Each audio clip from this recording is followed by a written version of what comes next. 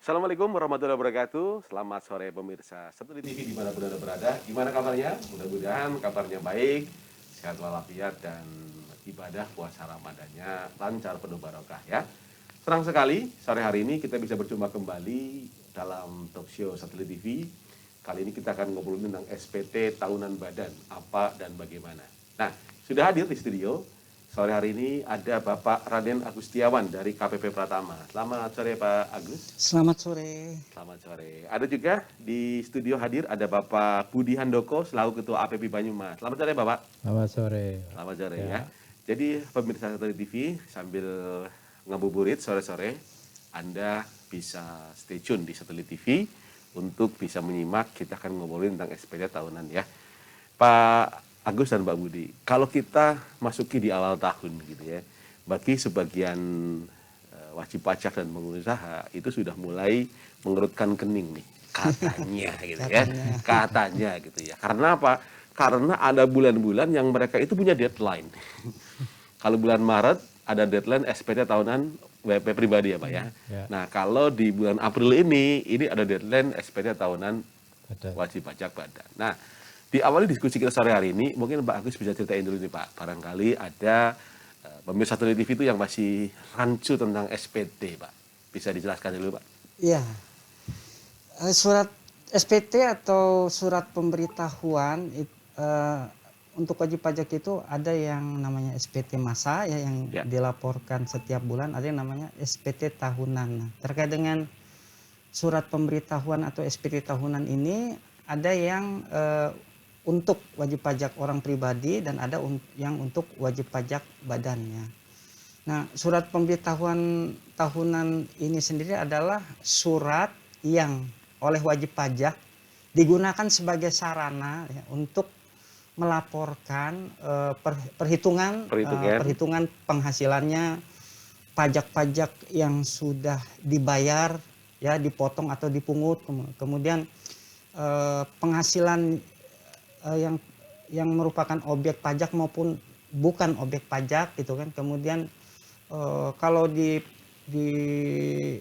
orang pribadi itu hartanya ya, kalau di wajib pajak badan perusahaan itu adalah aktifannya ya, barang modalnya gitu, inventarisnya gitu, aset ya, asetnya ya, dan juga kewajiban-kewajibannya. Nah, itu sebagai bentuk pertanggungjawaban wajib pajak tersebut ya, sesuai dengan sistem pemungutan pajak kita yang menganut self assessment system ya, di mana wajib pajak itu diberikan kepercayaan untuk menghitung sendiri berapa penghasilannya, berapa pajak terhutangnya, menyetor sendiri, kemudian melaporkannya. Nah, itu setahun sekali. Jadi untuk surat pemberitahuan pajak tahunan ini ya, untuk pajak penghasilan badan gitu, yang bentuk formulirnya itu SPT 1771 ya. Yeah. Ini dilaporkan selambat-lambatnya 30 April 2022. 30 April ya. Iya.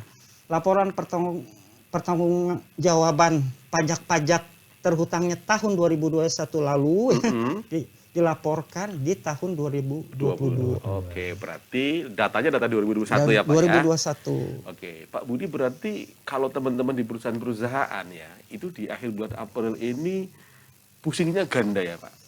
Nyiapin hitungan THR sama harus ngerampungin. Iya Pak, gimana Pak Budi? Ya, pas kebetulan kami adalah WP pribadi. Oke. Jadi kami lepas dari PT, jadi memang kami selaku asosiasi memang bekerja semaksimal mungkin supaya anggota-anggota yang ada di daerah di mana tetap harus bayar. Karena kita kan asosiasi sini kan ada 100 anggota. Jadi kami siap membantu Pak Raden. Ya, siapa yang rame harus bayar banyak. Itu memang ini yang cukup susah bagi di wilayah lain. Di wilayah ya. Ya, Jawa Tengah baru ada di Banyumas. Jawa Tengah baru di Banyumas ya. Sudah 36 tahun. 36 tahun ya. Cuma alih generasi beberapa ketua dan terakhir saya. Dari Pak Budi ya. Baik, kembali lagi ke KPP Pratama nih, Pak Raden Agus Setiawan ya. Nah, berarti Pak, proses pengisian SPT itu mudah apa sulit Pak? Sebenarnya relatif mudah, Relatif mudah. sepanjang Oh, datanya sudah tersedia lengkap. Iya. Jadi sebelum mengisi SPT kan tentunya ini khususnya wajib pajak badan ya, Ya. ya terlebih dahulu menyiapkan ya data-data antara lain laporan keuangannya. Jadi Ya. kan harus hitung dulu nih Betul. berapa penghasilannya, berapa keuntungannya ya Betul. dalam laporan keuangannya, laba ruginya ya. Manakala untung ya, ada penghasilan yang dikenakan pajak, berarti ada pajak yang terhutang. Ya. Ya. Tapi sebelumnya juga kan sudah ada pajak yang dibayar, yang dikreditkannya, yang diangsur setiap bulan Oh ya, dari setiap bulan itu ya. tahun lalu ya, dari Januari sampai Desember gitu. Itu nanti akan mengurangi kewajiban pembayaran pajaknya. Jadi bisa jadi ya, manakala ternyata usahanya menurun ya, dibandingkan tahun sebelumnya gitu kan, ini menyebabkan kredit pajaknya malah menjadi lebih. Jadi itu menyebabkan menjadi lebih bayar. Lebih gitu. bayar. Nah, atas lebih bayar itu di tahun berjalannya bisa dikompensasikan atau bisa diminta pengembalian atau direstitusi gitu ya. Atau bisa mengurangi gitu ya. Bisa Pak? mengurangi untuk bisa dipindah bukukan untuk pembayaran pajak yang lainnya. Yang gitu. selanjutnya. Ya. Bisa juga kondisinya ternyata malah rugi. Nah, kalau rugi dia sudah rugi, terlanjur bayar pajak tahun sebelumnya, menyebabkan lebih bayarnya menjadi lebih besar lagi gitu.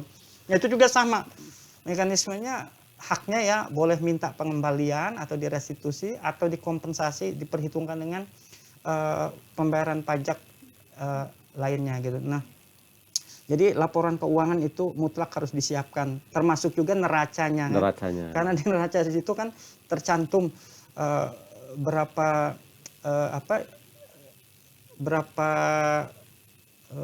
itu kan ada hutang ya, ada kewajiban, ada asetnya ya, tercantum di situ ya, sehingga ketahuan di situ laba ditahannya segala macam itu tercantum di neraca gitu ya. Nah, untuk di neraca itu kan ada di situ akumulasi atau ada biaya penyusutan yang di tahun bersangkutan. Nah, untuk tahu penyusutan sebesar itu diperoleh dari asetnya yang mana, makanya harus disiapkan daftar asetnya, yang itu daftar untuk biaya penyusutannya itu disiapkan juga. Kemudian kalau misalnya ternyata di neraca ada hutang gitu kan, di situ disiapkan juga datanya itu untuk memperhitungkan itu debt of equity rasionya ya, rasio antara hutang dengan ekuitasnya dengan modalnya itu. Seberapa gitu ya. Itu kan rasionya maksimal 4:1 ya. Jadi kalau misalnya lebih dari itu nanti oleh pajak itu harus dalam menghitung berapa biaya yang diperkenankan untuk mengurangi penghasilan kena pajaknya gitu ya. Itu hanya boleh dengan perbandingan 4:1. Kalau lebih dari itu koreksi fiskal. Iya, mengurangi biaya menambah penghasilan. Gitu. Itu antara lain itu yang harus disiapkan. Dan, baik sebentar Bapak. Ini sangat menarik sekali, pemirsa Satelit TV dimanapun berada, diskusinya kita sangat menarik. Nah, nanti kita akan bisa tahu kira-kira kalau kita misalnya nih terlambat bayar gimana, terlambat lapor gimana, salah lapor gimana. Jangan kemana-mana, tetap stay tune bareng kita di Satelit TV.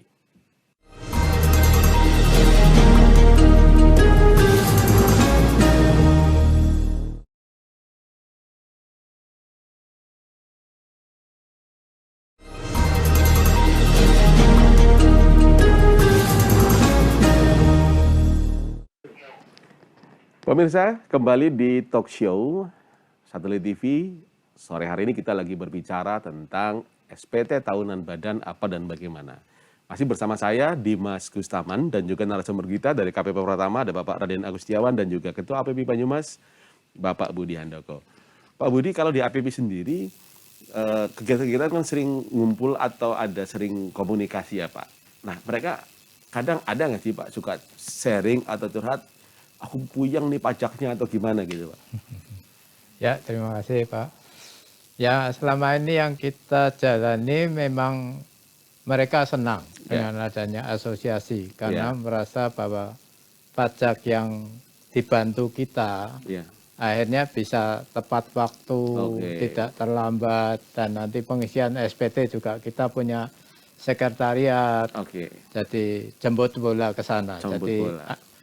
kalau yang jadi anggota APB sudah nyaman, tidak ada persoalan lah selama ini karena Soal ini kita ya. bekerja baik terhadap kantor pajak. Kantor pajak ya. Ya, ada instruksi peraturan apa, tinggal Pak Raden undang saya, Oke. sudah langsung kita Kasih salurkan. didatangkan Ke- bagian penyuluhan gitu ya. Ya, teman-teman yang ada di wilayah Banyumas, Di wilayah Kabupaten Banyumas. Kabupaten kebenaran di Banyumas ya. Betul. Rata-rata.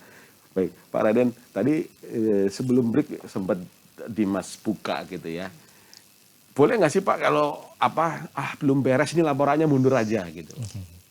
Atau harus adanya aja lah gitu. Yang kalau orang takut deadline-nya lewat nih Pak, adanya aja dulu, yang penting lapor dulu gitu kan. Itu gimana Pak? Ya sesuai ketentuan itu ada hak wajib pajak ya apabila misalnya ini udah deket nih jatuh tempo sekarang nih tapi mendekati, datanya ya. belum lengkap gitu ya. Itu boleh minta namanya perpanjangan jangka waktu penyampaian SPT tahunan. Itu dia nanti memasukkan ada lembar permohonannya 1771Y ya. Itu nanti diisi, Ya. di situ hanya diisikan data berapa sih penghasilan kena pajaknya gitu, pajak terutangnya kalau hitung-hitungan itu ada kurang bayar nanti dengan surat penundaan itu dibayarkan sementara. Oke. Nanti kalau SPT-nya sudah masuk berapa perhitungan yang sebenarnya baru nanti diperbaiki gitu ya pembayar. Nah, itu satu haknya. Ada lagi yang namanya ini yang penting SPT dilaporkan dulu. Ya. Ya. Sebelum jatuh tempo. Nanti melakukan yang namanya pembetulan. Oke, pembetulan. Nah, jadi itu ada juga pembetulan. Ada. Pembetulan itu nggak ada batasannya mau berapa kali dilakukan sepanjang belum dilakukan pemeriksaan. Oke. Nah, kalau sudah dilakukan pemeriksaan, Stop nggak bisa lagi pembetulan. Pembetulannya yaitu tadi nanti diselesaikan dari hasil auditnya. Dari hasil auditnya ya. Iya. Oke. Nah kalau mundur nih Pak, ternyata ada wajib pajak yang lalai, entah hilap, entah lalai gitu kan. Ternyata dia lolos nih, deadline-nya kelewat.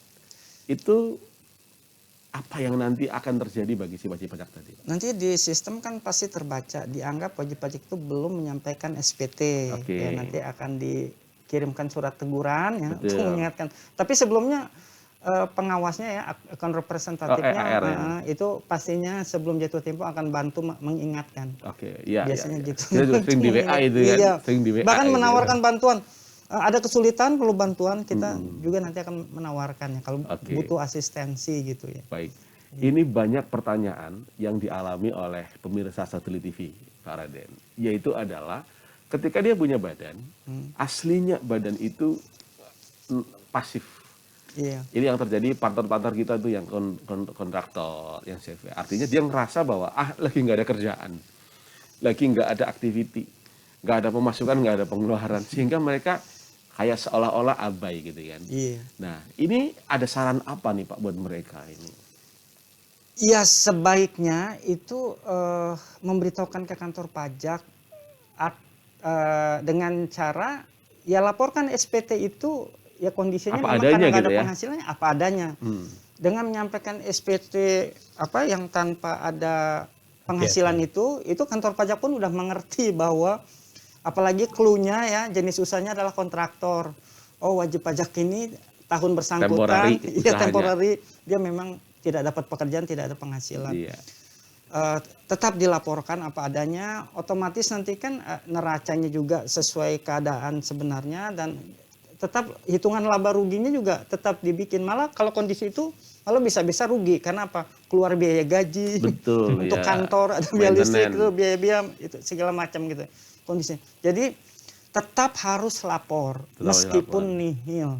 Nah, kalau misalnya saya malas lapor, ada lagi mekanismenya. Boleh mengajukan usul untuk di non-efektifkan. Nah, sementara kewajiban untuk lapor-melapor SPT itu ditiadakan.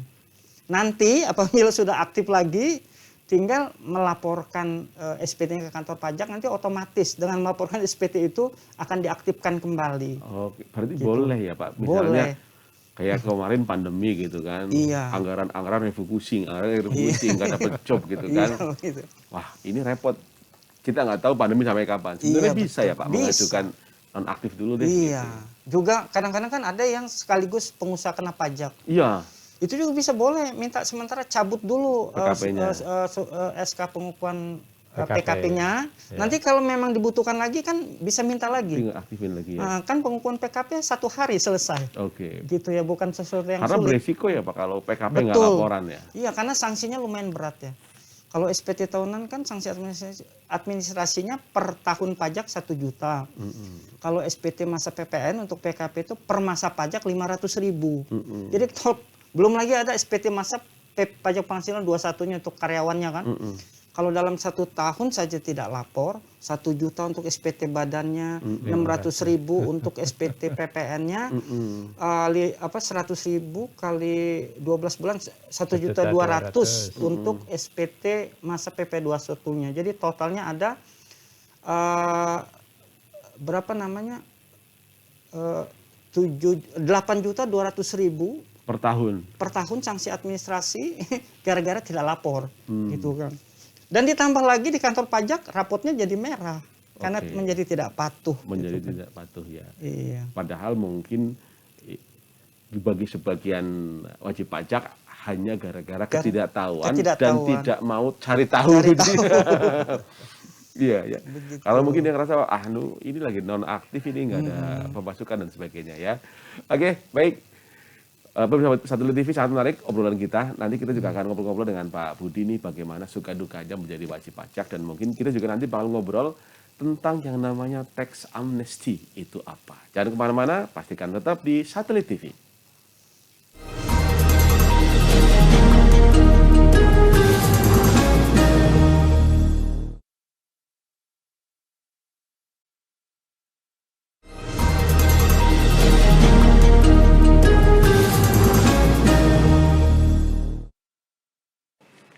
Baik, pemirsa Satelit TV masih bareng saya Dimas Gustaman. Kita sedang diskusi talk show tentang SPT tahunan wajib pajak badan apa dan bagaimana. Kita masih bersama dengan Pak Raden Agustiawan dari KPP Pratama. Pak Raden, ini tadi juga ada beberapa temen nitip pertanyaan, Pak. Oh ya, siap. Gitu kan. Kalau beberapa tahun silam itu kan pernah ada yang namanya tax amnesty, Pak. Iya. Dulu memang dari pihak KPP itu gencar untuk mensosialisasikan. Sampai-sampai saya sebagai IO pun juga pernah bikin seminarnya. Iya. Gitu kan. Nah, Laku tuh. iya waktu itu lumayan, Pak. Saya gandeng orang Kanwil dapat berapa daerah gitu ya. Nah, kalau tahun ini apakah penerapannya masih sama atau mungkin ada hal yang baru nih, Pak? Karena memang orang tahunya tax amnesty gitu. Bisa dijelaskan, Pak? Ya, di tahun 2022 ini ada program yang namanya program pengungkapan sukarela ya, program pengungkapan pajak sukarela disingkat PPS.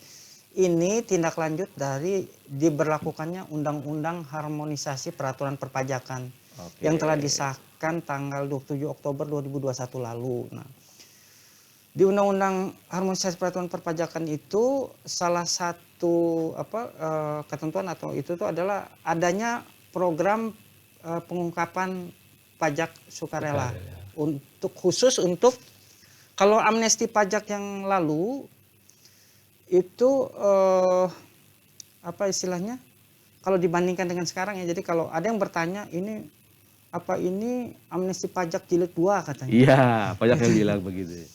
Ya berbeda karena kenapa berbeda gini. Di program pengungkapan pajak sukarela ini untuk wajib pajak yang pernah ikut amnesti pajak ya itu dia diberi kesempatan juga untuk ikut ya. Jadi wajib pajak orang pribadi maupun badan. Tapi yang tidak ikut amnesti pajak hanya diperuntukkan untuk wajib pajak orang pribadi. Oke, pribadi. Gitu kan ya. Nah, itu satu. Terus dari segi manfaat ya, itu kalau yang program amnesti pajak yang lalu itu tarifnya lebih tinggi. Lebih tinggi. Dan sanksinya pun amat berat. Amat berat. Karena sampai 200%. Nah, jadi setelah yang beberapa tahun lalu itu wajib pajak banyak yang ikut amnesti pajak, ternyata dalam perjalanannya gitu ya, dengan kemampuan teknologi yang dimiliki oleh pemerintah ya, oleh Direktorat Jenderal Pajak, Kementerian Keuangan, itu mulai database perpajakan itu terkumpul data yang mengungkapkan bahwa ternyata masih banyak nih wajib pajak yang pernah ikut amnesti pajak masih belum melaporkan semua datanya. Oke. Nah, ini kan kalau sesuai dengan undang-undang amnesti pajak itu, kalau wajib pajak yang pernah ikut amnesti pajak ternyata Direktur Jenderal Pajak menemukan data di luar yang pernah diungkapkan itu, ini harus apa istilahnya melaporkan kembali dengan dikenakan sanksi gitu. Oke. Tarifnya pun tinggi ya, untuk badan 25%, orang pribadi 30%, plus sanksinya 200%. Waduh. Sehingga kan itu terasa sangat memberatkan. Berat. Nah, dari permintaan banyak stakeholder, terus ya dari masukan-masukan itu akhirnya pemerintah mengadakan program ini, program pengungkapan pajak sukarela. Namanya PPS. Manfaatnya itu tadi ya, diberikan tarif yang lebih murah, ya lebih murah. Jadi kalau dibandingkan yang misalnya orang pribadi 30%, di sini hanya dikenakan 8% gitu. Dan tidak ada sanksi 200%-nya kalau untuk yang pernah ikut amnesti pajak. Nah, manfaat yang lain itu ya, manfaat yang lain adalah semua data-data yang dilaporkan di program ini gitu, itu dijamin tidak boleh ya, tidak boleh atau tidak bisa digunakan untuk untuk kalau ada perkara-perkara yang tindak pidana gitu. Jadi tidak berlaku. Tidak berlaku gitu. Jadi sudah dianggap selesai, final masalahnya gitu kan. Oke. Itu manfaat yang paling penting sebenarnya. Baik, di samping keringanan tarif dan tidak adanya sanksi. Tadi, ya. Oke. Kalau untuk yang tidak ikut amnesti PPS. Pajak ya dia otomatis kan tarifnya lebih rendah. Kalau yang umum kan 25%. Ya, bertingkat ya. 5%, 15%, 25%, 30%, 35%. Kalau ini hanya 8% saja gitu kan. Ya. Oke deh, baik. Nah, kalau Pak Budi nih Pak, mendengarkan tadi ada PPS tadi nih Pak. Ini sebagai wajib pajak, ini sebagai peluang untuk misalnya jaga-jaga barangkali ada data-data yang ketriwal sebelumnya atau gimana nih Pak? Ya memang pemerintah dalam hal ini memang lebih baik ya mengungkapkan sebelum terjadi ketahuan. Jadi PPS ini memang kita juga menghimbau kepada seluruh anggota 100% kalau bisa ikut semua. Ya, masyarakat juga dong penonton satu TV. Kalau ikut semua supaya nanti di kemudian hari barangkali ada data yang itu kan jadi lebih meringankan. Jadi enggak itu. Ya sebaiknya ikut. Betul. Ikut, ya. Karena ini data dari dalam negeri, data dari luar negeri itu sudah terkumpul. Sudah jadi mulai bermunculan ya, pemerintah mengadakan program ini karena memang datanya sudah dimiliki gitu. Dan pada saat ini jutaan wajib pajak itu sudah dibanjiri dengan himbauan untuk ikut PPS. Iya. Gitu. Karena kadang-kadang banyak juga kan orang yang lupa pernah beli tanah gitu. Betul. Pernah beli tanah, pernah beli apa gitu. Mungkin kalau beli mobil kelihatan di rumah ketahuan gitu kan. Kalau tanah di mana kan dulu baru DP, baru separuh. Kadang-kadang malah lupa. Iya, lupa ternyata. Investasi saham di mana gitu. Iya. Saya punya saham Pak, tapi udah minus. Iya, ini teman-teman banyak tuh yang kripto, Bitcoin, anjlok. Iya, begitu. Iya gitu ya. Itu dia pemirsa. Jadi bisa memanfaatkan yang namanya adalah program pelaporan pajak sukarela. Pengungkapan pajak. Pengungkapan pajak sukarela. Ini ada batas waktunya? Ada, ini berlakunya hanya dari 1 Januari sampai 30 Juni ya. Jadi cukup singkat ya, hanya 6 bulan. 6 bulan ya. Iya. Jadi masih ada waktu bagi pemirsa Studi TV. Jadi masih ada waktu dari Januari ini bulan April sampai nanti 31 Juni. 30 Juni. 30 Juni. Kita masih seru pembahasannya. Jangan kemana-mana, pastikan Anda tetap di Studi TV.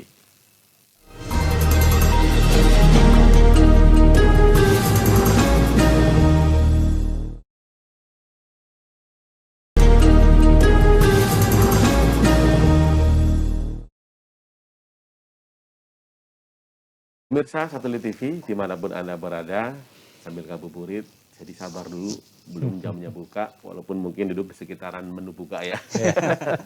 Nah, kalau kita lihat-lihat di beberapa media-media ya, Ibu Menteri Sri Mulyani, ini kadang-kadang kita bisa sebut menteri yang apa ngeri-ngeri sedap gitu ya kan, karena postingannya adalah bagaimana serapan pajaknya itu besar. Beberapa waktu yang lalu juga sempat menyebutkan bahwa banyak itu crazy rich yang posting ya, itu juga menjadi salah satu peluang untuk menjadi wajib pajaknya sudah benar atau tidak. Nah, ngomong-ngomong Pak Raden, kalau di Banyumas dan sekitarnya bagaimana ini Pak? Apakah sudah mulai dipantau di permedsosan atau gimana? Ya, di seluruh Indonesia ini terjadi. Jadi kan prinsipnya kalau sesuai undang-undang Ya. yang menjadi objek pajak itu adalah penghasilan. Penghasilan. Tambahan kemampuan ekonomis yang bisa menyebabkan seseorang itu bisa berupa apa ya, uang, harta atau Aset. apapun itu aset ya, Aset. menyebabkan dia semakin kaya gitu ya. Nah, banyak masyarakat itu yang belum paham bahwa apapun itu penghasilan merupakan objek pajak ya, otomatis kalau dia menerima penghasilan, apalagi penghasilannya itu besar ya, Ya. di atas penghasilan tidak kena pajak, sesuai ketentuan undang-undang itu sebenarnya wajib untuk mendaftarkan diri untuk menjadi wajib pajak. Oke. Dikukuhkan jadi wajib pajak, diberilah identitasnya namanya nomor pokok wajib pajak.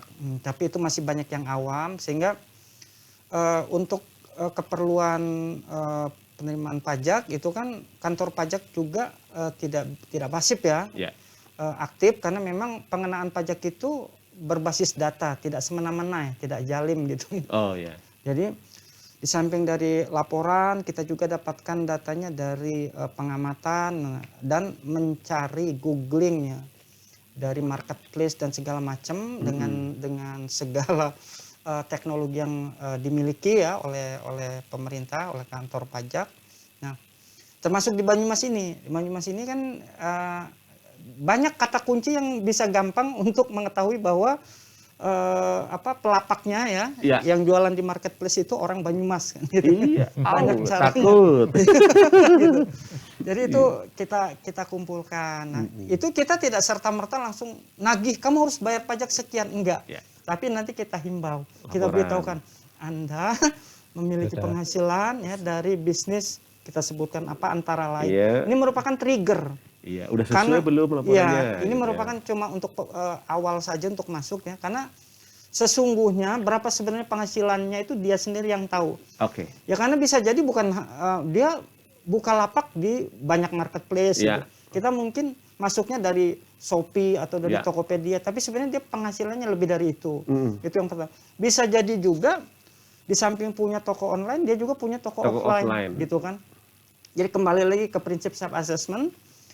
Kantor pajak hanya menghimbau, Anda punya penghasilan tapi belum lapor ya, Iya. belum bayar pajak. Iya. Tolong dilaporkan. Atau mungkin ya Pak, kurang sesuai dengan profil gitu Nah, kan. Ini. kalau dia sudah terdaftar gitu kan, kita kan membandingkan yang sudah dilaporkan itu dengan kenyataannya. Wah, nggak sesuai nih, kita himbau lagi. Tolong betulkan SPT Anda kan ya, bahasa sederhananya kan. Nah, kalau tidak direspon itu tadi ada mekanismenya tindak lanjutnya. Pemeriksaan. Iya, ditindaklanjuti dengan pemeriksaan. Kan. Kalau udah pemeriksaan itu nanti akan memberatkan karena akan dikenakan dengan sanksi-sanksinya begitu. Pak Budi kalau dengar yang tadi kan mending laporan aja gitu ya Pak ya. Iya, lapor aja. Toh juga kalau laporannya belum benar bisa dibetulin. Betulin. Betul ya Pak Budi ya? Iya, betul. Betul. Baik. Nah, memang benar ya dari pihak dari kementerian maupun direktorat juga memang sedang fokus di pajak ya Pak.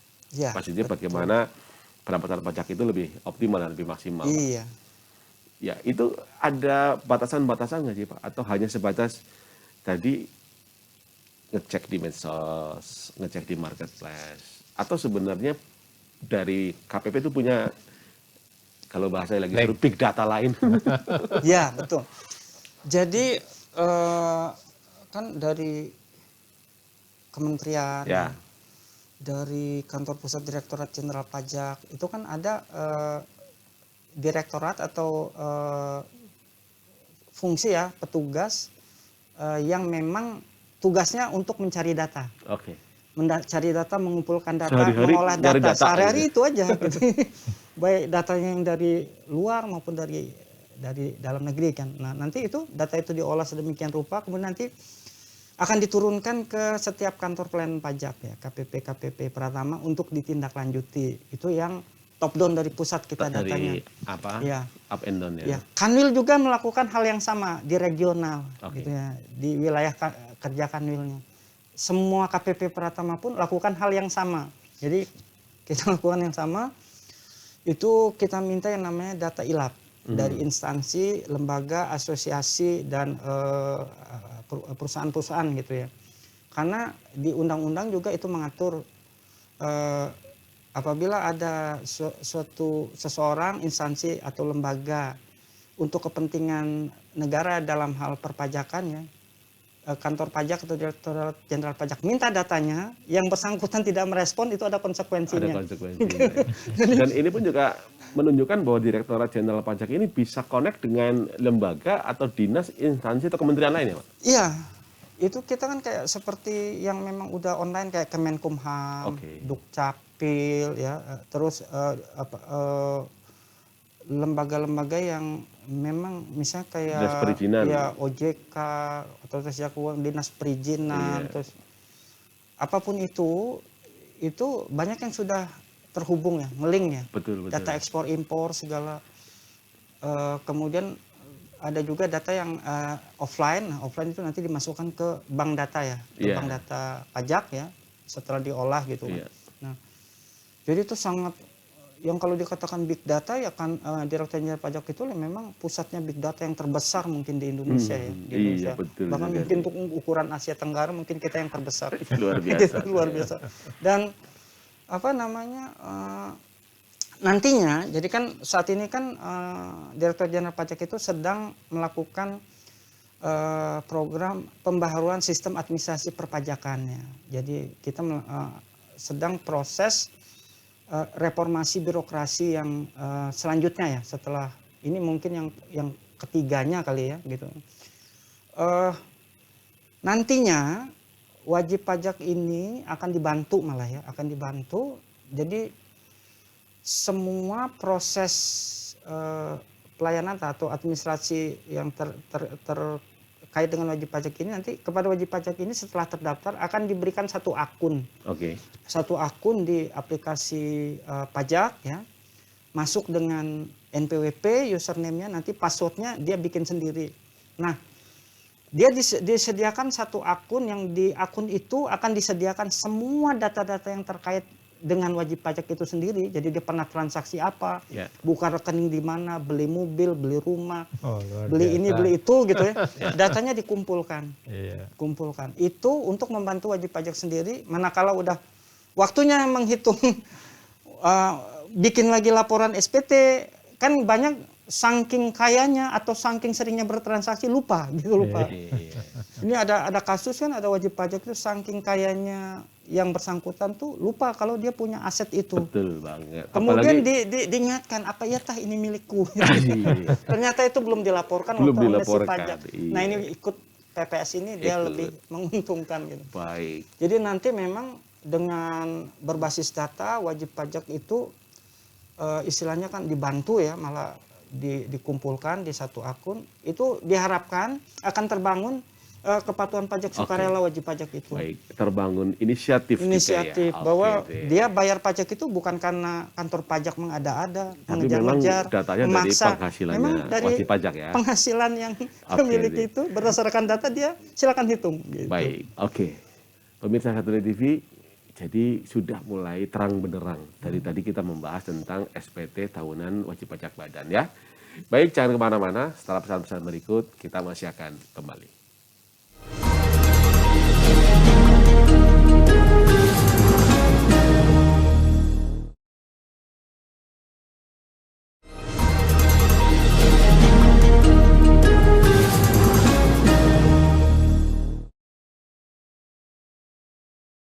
Tapi kalau kita ngobrolin tentang pajak itu kayaknya Nggak ada satu hari habis-habisnya. 2 hari itu nggak habis waktunya ya Pak ya.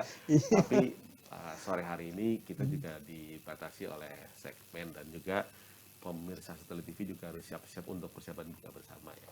Nah Pak Budi, ada kesan-kesan atau pesan-pesan apa nih Pak selama ini bermitra dengan KPP Pratama Purwokerto Pak? Ya, terima kasih.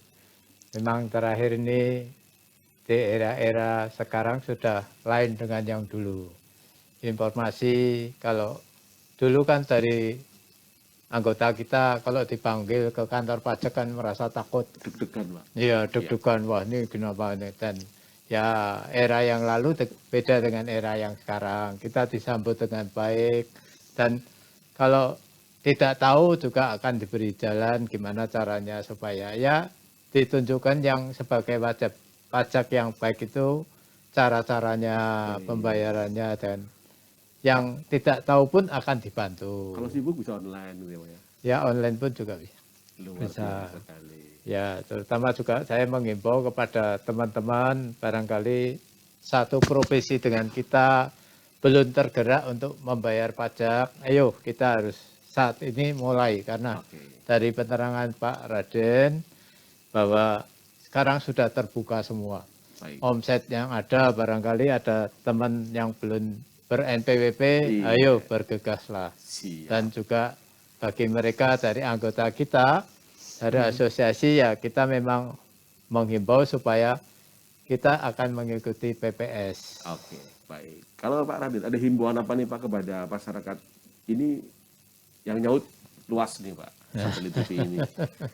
Termasuk mungkin kalau seandainya ada pemirsa yang mau butuh informasi harus kemana atau dan sebagainya. Silakan Pak.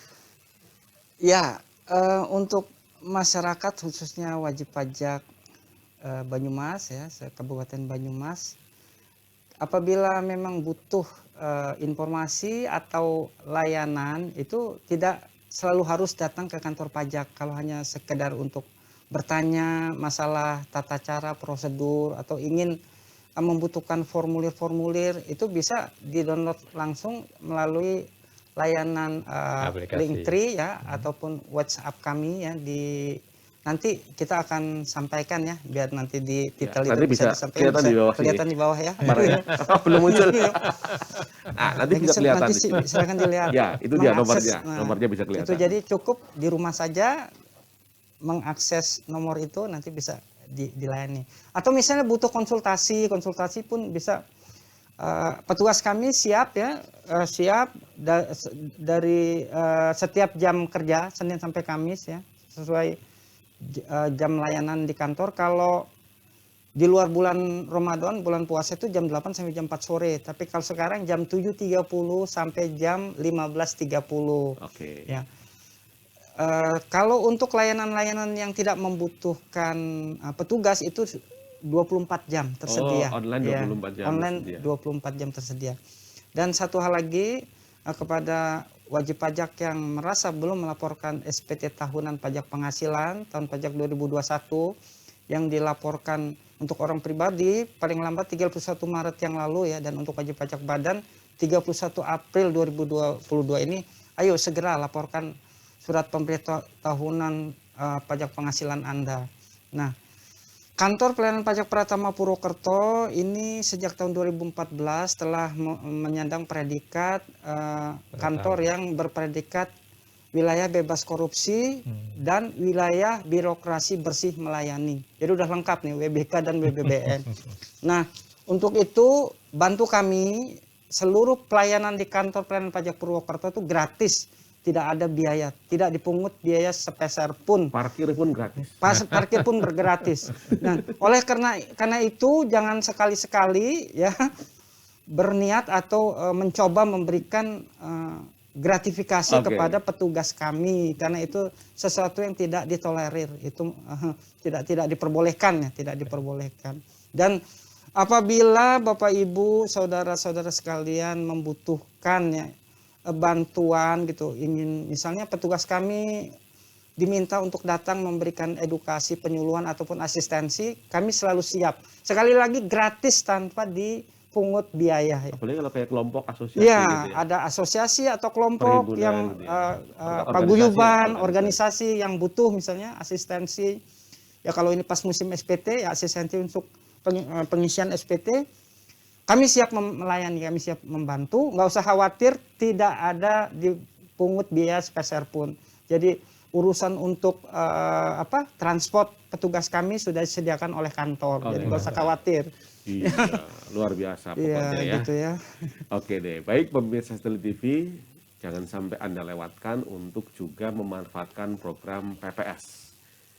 Pengungkapan pajak Sukarela. sukarela. Masih ada waktu sampai dengan Juni. akhir di bulan Juni 2022. Jadi, nah tapi kalau ada di antara pemirsa yang masih bingung, nanti bisa search di Google atau nanti juga ada muncul kontaknya dari KPP Pratama Purwokerto untuk bisa mencari informasi, bisa tanya lebih langsung. Ada juga petugas-petugas khusus ya Pak? Ada, Yang memang kalau yang ingin datang langsung ke kantor sudah disediakan petugas di Helpdesk untuk Helpdesk layanan khusus, ya? program pengungkapan pajak sukarela. Oke deh, baik. Terima kasih sekali atas kehadirannya sore hari ini, Pak Budi. Terima kasih Pak Budi. Salam buat rekan-rekan di Sama-sama KPP. Mas. Pak Raden juga terima kasih atas kehadirannya. Salam buat rekan-rekan di KPP Pratama dan pemirsa Setelit TV. Demikianlah diskusi kita sore hari ini. Kita membahas mengenai SPT pajak, wajib pajak badan. Apa dan bagaimana sudah kita bahas. Saya, Dimas Kustaman, yang bertugas sore hari ini mengucapkan terima kasih. Selamat menantikan buka puasa. Assalamualaikum warahmatullahi wabarakatuh. Sampai jumpa. Waalaikumsalam. Waalaikumsalam.